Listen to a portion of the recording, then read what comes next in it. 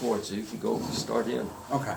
All right. So another feature of this Johnson 1929 V45 is the exhaust system, and that is different also. It's innovative as well. And one of the things that makes good horsepower, of course, is most people are focused on that rotary valve, but the other thing that's really, really important is the exhaust on two-stroke. And in this case, the exhaust comes out of the back of the cylinders into this water-cooled exhaust manifold. And it has somewhat of a straight shot for the exhaust to come through into this kind of an expansion chamber. Yeah, you can see it exits the back of the cylinders. Whereas prior to that, all the Johnson engines before this design, the exhaust there were a three-port engine, and the exhaust would come out the bottom of the cylinders. And because Johnson was really hung up on this 360-degree steering, it meant that the exhaust was pretty restrictive out the back of the cylinders, because the exhaust manifolds would have to take a sharp turn and go out to the muffler can behind the engine. So it was kind of a horsepower robbing exhaust. But the other big thing is this, and this was Johnson came out right off in 1929 with underwater exhaust, and the only other company that came early, like let's say, you know, at time of the New York Boat Show, January of 1929, Johnson already had this ready to go. And that, again, is with this underwater exhaust. So is this the opening for that? Yeah. Okay, and it comes out where? Right on the Right back there. side? Right there. On the back side of the water intake. Yeah, so it's somewhat complex on these Johnson lower units. But this was the exhaust hole right Right, here in the right. back Yeah. end. Yep. Yeah. Okay. We could talk a little bit about the cooling system while you have that. Yeah. So Johnson had their system, which they started in 26, I think, or 27, with this pressure vacuum cooling system. So they had the water intake right behind the propeller, so the wash of the propeller would force water up into this opening, and that would work its way up into the power head. But there's also another scoop right here, which was on the suction side of the propeller. So it would pull a vacuum on the whole cooling system. So between the force of the propeller pushing water up and the force of the vacuum pulling water through, it was quite a very, very good cooling system. Underwater exhaust. So when you walked into the New York Boat Show in 1929, you'd see this wonderful thing, and you'd see all the innovation attached to it: the rotary valve, the exhaust system, the release charger, and the underwater exhaust, which the rest of the industry was quite behind on. The only other engine that for that 1929 New York Boat Show was the Lockwood Chief, had underwater exhaust. The Evinrude came later in the year on the 1929 Speedy Twin and the 1929 Fast Twin, and it was quite a restricted exhaust. And to me, it wasn't really a good design. Alto came out with a bolt-on underwater exhaust for the 1929 Quad. So yeah, so Johnson again was quite ahead with this underwater exhaust system.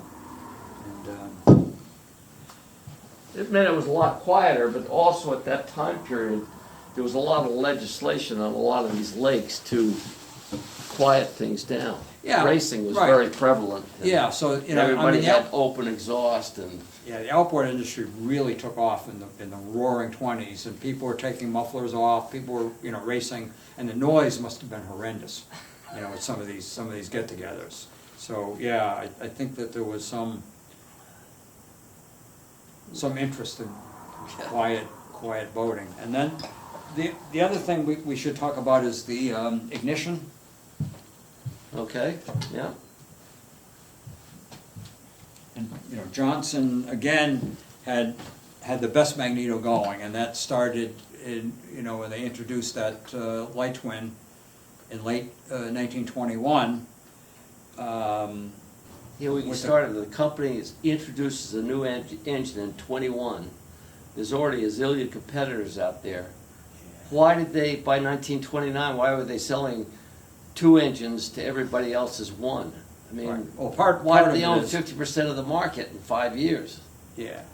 What was, It was, they're known for easy starting. and was this the reason right here? A good part of it. Okay. So that Johnson Company came from really the Quick Action Magneto Company. And the Quick Action Magneto Company existed before Johnson. They were a supplier of magnetos to you know, Coban and Kale and Lockwood and Waterman. They were all buying magnetos from Quick Action. And there was interest in that because Evinrude had pioneered that flywheel magneto in 1914. So they, there was some need for an outside company to supply the industry with flywheel magnetos, and that's that Knobloch Heidemann company, and Warren Ripple bought that company and turned it into Quick Action Magneto, and later evolved into Johnson.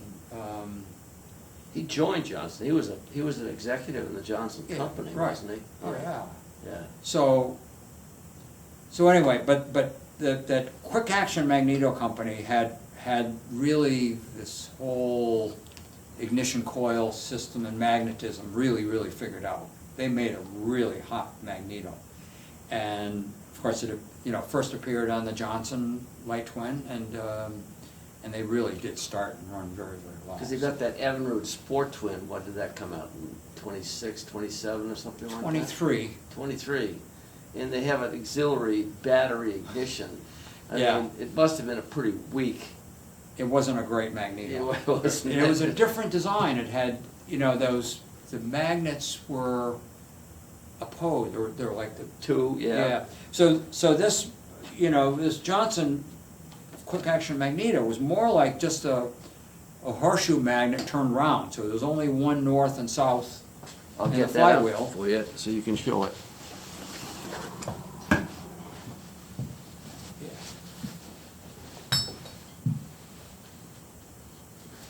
So this is very typical of the Quick Action Magneto, and later copied by Eisman and copied by American Bosch. And basically, it's just you can view it as just a horseshoe magnet made round with a north and a south, and that's really the simplicity of it. Do you think that increased the strength? I don't see how it could. Because it's massive compared to those two little. Yeah, maybe, Two little ones. Maybe so. Maybe they lost their magnetism. I don't know. All I know is that Johnson's start better, and that's been my experience too. Right. How about yours? Yeah, oh, for sure, there's no I mean, question about it. dealing with these antiquers, Johnson stuff. But there was starts. some good design going on in the coil. Yeah, These coils are really hot. and they No. last. They And- still are good. That's the That's amazing the part. amazing part, is that the coils are really hot spark, and they stay. They don't seem to degrade over time. Right. I mean, how many 1922 Johnsons are still running their original coils today and run well? All of them. I've got a K35 over there, that's the only thing in the engine that's never been changed, including the condenser, Yeah. which still tests correctly and doesn't leak. I know. Yeah. I mean, it's a flat condenser. So the Quick Action guys, not only didn't they have good design, but they had good process. Yes. You know, they just, Okay. yeah. They were, Of course, the V45 is a four-cylinder engine, which requires another coil. So the upper bank of cylinders is like an opposed twin, they both fire at the same time, and the bottom set fire at the same time, but alternately. So That's why there needs to be two You're talking separate about coils. the upper bank, and the Yeah, lower bank right. fire alternately. Right. One's firing 180 Right, degrees out from exactly, the other one. exactly, Right. exactly, Okay. that's what's happening. So it needs two coils, 2 points, 2 condensers, but, so it worked out really well for him, and, It's an impressively reliable system. I mean, I take this engine right here without a kicker, and I drive all over Yeah. 14-mile lakes, and I'm really not worried about right. it crapping out on me, which is very, very nice. Yeah. How about carburation? The carburetor, we have to talk about right. So the next thing we'll talk about on this V45 are carburetors. The carburetor that originally came on a V45 is of course, Johnson barrel valve carburetor. They made their own carburetor, and they did from day one, and Johnson liked that barrel valve system. It really is quite a simple. Can we show that really close? I'll get this camera up close. Let me see if I can get. Yeah, okay, move it. Okay, very good. All right. It Now let's look at the other end too. Can you do that with the other side? It makes for a nice straight through Okay. carburetor design, and it also Can of you course, operate that? It has a choke. Can you operate that valve? Well, I can operate the choke. right? No, not the choke, but the valving. The From valve. this side, yes. Right. So Okay, see how it smells? Okay, good. Because Right. then you can, on that one, you can see how it closes down on the needle too. right. Yeah. All right. And that's another important. I mean, the barrel valve is wonderful because it makes for quite a wide open passage, but it also has the other feature is it makes for a variable venturi. Yes, So when yes, you're that's looking what I at that, wanted you to show, and and- looking in from that end, you Right. can see that Yeah. variable So it's quite venturi. And Yeah. Johnson had that from day one with the light twin, had a I suspect part of their good running and good starting qualities was also the carburetor. yeah, I think so too. I Really- think that had really something to do with it. It was Yeah. simple and Yeah. it worked Yeah. very well. Right. Yeah, so these were used on the two-cylinder S45 as well as The V45. original same equipment on the carburetor. V45. Yes. But as you can see on this one, what's this? This is not, that's not one of these. That's, and Lincoln is gonna kind of talk about this particular diaphragm carburetor that appeared, you're thinking late 1929, I think it was, I 30. think it was It's in by its- 1930 model year, which was actually Right. 1929. Yeah. Their model years, back then and up until just a few years ago, the model year went from August 1st to, instead of being at the end of the year, it was August 1st. So 1930 model year would have been introduced in 1929 in August 1st. And this is an auxiliary carburetor, an optional carburetor called a Vacturi, and it has no flow pole. It's got a diaphragm operated system. And Bill's got it right here. There's the diaphragm, and it fits right here, and it operates the inlet needle. Right, so it takes the place of a float. Yes, yes it does. And it operates on vacuum demand from the engine. So if the engine's got a lot of RPM and a lot of suctions occurring with this rotary valve that we've looked at earlier, it holds the needle open more often, if not 100% of the time, but it'll close it down quite quickly. And the other feature, the other big feature, if you can reach in there for the valving part, underneath the hood is another vacuum operated piece, which is a valve which operates, this is where the air comes down through here, and this valve sits on top of that air and closes it off or opens it, according again as to how much vacuum is being applied to the chamber that's on top here. It's a gasketed chamber, and it is accessed through this pipe which goes down into actually goes into the Venturi Which itself. comes all the way out to here, right? Right, exactly. Yeah. So both of these, the inlet needle meters the fuel, and the air is metered both by the vacuum, by the amount of pull exerted in the Venturi itself. So So it's like almost a variable Venturi kind So of thing. why put something more complicated on that's obviously very new? Well, this thing, they advertised it at 30% fuel savings. Well, my experience, having run this engine with both carburetors for an extensive period of time, this Vecturi carburetor is closer to 40%. It's an under-advertised item, which is pretty unusual in the marine industry, which is known for its lies and BS. But this carburetor is unbelievably good. I'm very impressed with it. Now, can I mess with this adjustment? Well, I don't like it too much, but this is the idle adjustment. Right, okay. And it doesn't, it's not sensitive. Okay. You have to All right. twist it a hell of a long way. But one of the things I like to talk about this Vecturi carburetor is that in the world of collecting old outboards, these turn up occasionally.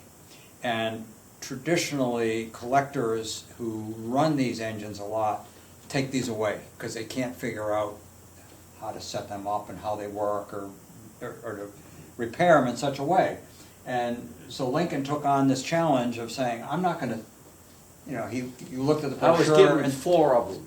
yeah, and you looked at it and said, well, I want to know more about this 30% savings and all that. I want to know more about that. So you took all the time and you combined, you looked at, you made kind of a study of The these things. biggie and- was the diaphragm material. Right. The original diaphragm material was very similar, an opaque, but the material was not synthetic, it was natural. It was linen, I do believe, and it was saturated with some kind of a varnish. Resin or something. And they go after a while, they disintegrate. And this new plastic Venturi seems to have a much better diaphragm, durability. It's probably something they had to change every year if they wanted to use it. So that was the key. And then, of course, figuring out how they worked. This spring right here was different in every single one of them, including ones that had exactly the same model number on it. I had 2 of the same model number, same numbers on the side of the boss, and one of these springs was an inch plus longer. So there was obviously a lot of time and effort that was done to set these carburetors up before they were even delivered to the dealer or even to Johnson itself. And they must have had some kind of a flow meter, and they'd adjust this spring to keep this opening very standard for whatever was going on.